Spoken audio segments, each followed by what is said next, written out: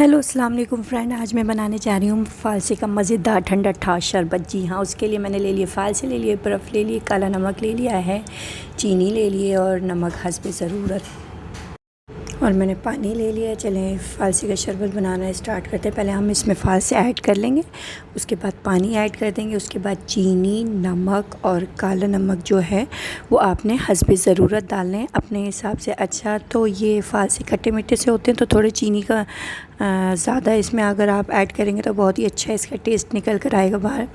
तो ये गर्मियों के लिए बहुत ही मज़ेदार ड्रिंक है। अगर अब तक आपने मेरे चैनल को सब्सक्राइब नहीं किया तो पहले चैनल को सब्सक्राइब कर दें और वीडियो को लाइक कर दें और ज़्यादा से ज़्यादा शेयर करें। जी हाँ, तो ये अब मेरा इसको मैंने सारी चीज़ें इसके अंदर डाल दी हैं और ये नमक डाल दिया मैंने, काला नमक डाल दिया और चीनी डाल दी है इसके अंदर, और इसको हम ग्राइंड करेंगे। अब ग्राइंड करने के बाद इसको छानने के बाद सर्व करेंगे और मज़े का शरबत नोश करेंगे।